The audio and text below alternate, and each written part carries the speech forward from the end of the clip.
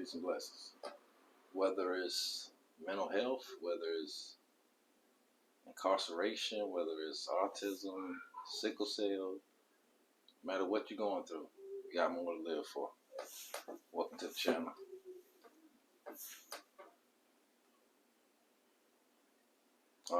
This morning I wanted to open up about my own struggles with mental health. Hopefully this can help somebody else out. Yeah, it's something that, a lot of us don't talk about a lot, but we should, because when it hits you, it's really life-changing, and it's scary if you never dealt with something like this, or never really experienced it firsthand. Let's see, about close to a month now. Early February, late January, around that time, I had two close family members, without getting too personal, tested positive for COVID. And even though they, didn't have, I think they had mild symptoms, they weren't, the sickest. But knowing that, and knowing everything that COVID has done, already did, and what it's capable of, they kind of sent me, on a trip that I wasn't really ready for. All of a sudden I was, just real anxious about everything, and I started seeing the signs of anxiety.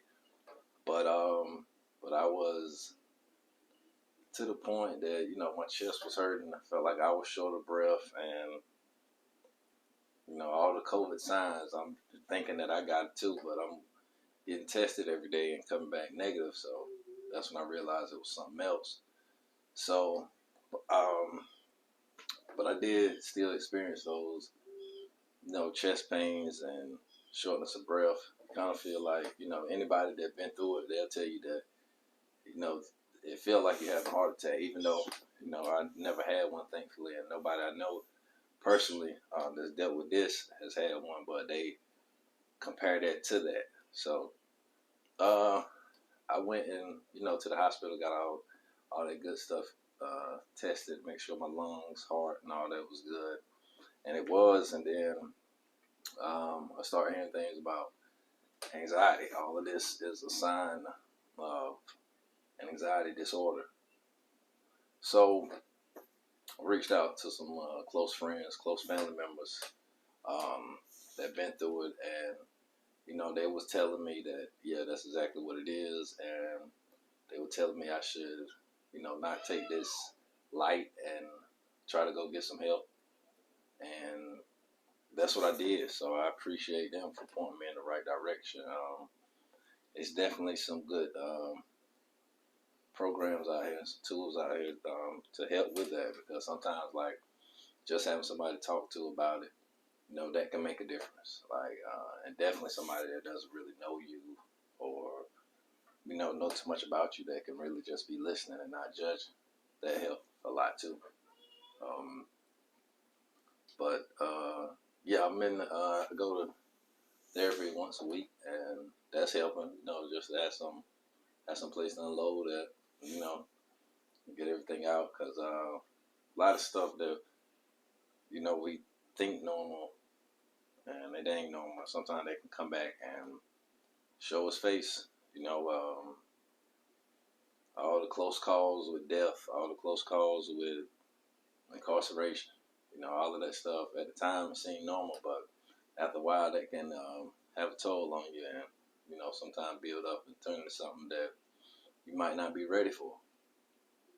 So, but I hope this can help somebody else that's going through it, so you know that you're not crazy, even though it feels like you're losing your mind when you're going through it. Because at the worst, I didn't know if I was coming or going, so I had to really get close with God and focus on what I know is real, and do my best to keep it together.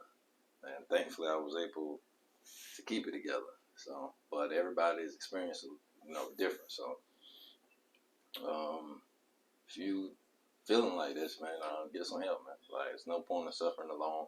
I know it ain't the most popular thing to talk about, because being black, that's something that I really never really, heard being talked about openly until I was damn near 30. So definitely something that we need to raise more awareness about, because there's no need to suffer alone. No need to suffer alone if you ain't got to. Reach out to people that you care about. Somebody, if you got a good friend or good family member that you talk to every day, and you go to check on them, and they say, "Man, barely making it," or something like that. Those are signs right there. Those are signs right there that you need to, be the friend that you are, be the family member that you are, and be there to support them, because they might not want to say it.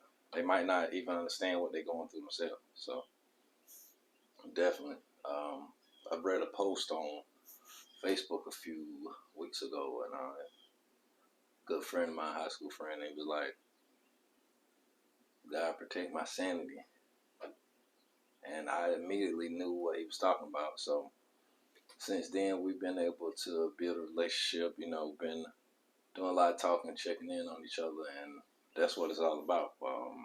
I feel that I went through this to be a better person and to help other people that's going through it that might not have somebody to talk to. So, but if you need somebody to talk to, stop by the channel, email me or whatever, and we go from there. Cause I'm a listen. I done been through it, still going through it, so I'm all ears. Don't ever think you ain't got nobody to talk to. I'm gonna leave some numbers to a few programs that help me, and hopefully they can help somebody else. Thanks for letting me be a part of your day. Peace and blessings. And we're gonna keep it moving. Mental health talk. Don't be afraid to start this conversation.